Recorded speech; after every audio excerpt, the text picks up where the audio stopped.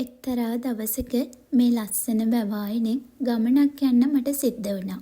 ඉතින් මෙහෙම යද්දී වැව මැද තියෙන පුංචි ලස්සන දූපත දැකලා මට මතක් වුණේ වැඩ කෝටියක් පුරවගෙන බිසී වෙච්ච අපේ ලයිෆ් එකෙන් ටිකකට මිදිලා මේ වගේ පුංචි ලස්සන පාළු දූපතක තනියම ජීවත් වෙන්න තියෙනවා නම් කොච්චර ලස්සනද කියලා.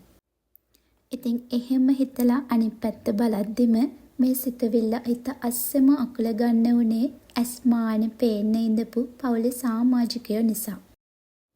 ඒත් එක්කම මට මතක් වුණේ මේ ලෝකෙ කොච්චරනම් මිනිස්සු තමන්ගේ අම්මා අප්පච්චි වෙනුවෙන්, දරුවෝ වෙනුවෙන්, සහෝදරයෝ වෙනුවෙන්, ස්වාම පුරුෂයා බිරිඳ වෙනුවෙන් තමන්ගේ නිදහස විවේකය කැප කරලා මේ ලෝකෙත් එක්ක හැල්මේ දුවනවද කියලා.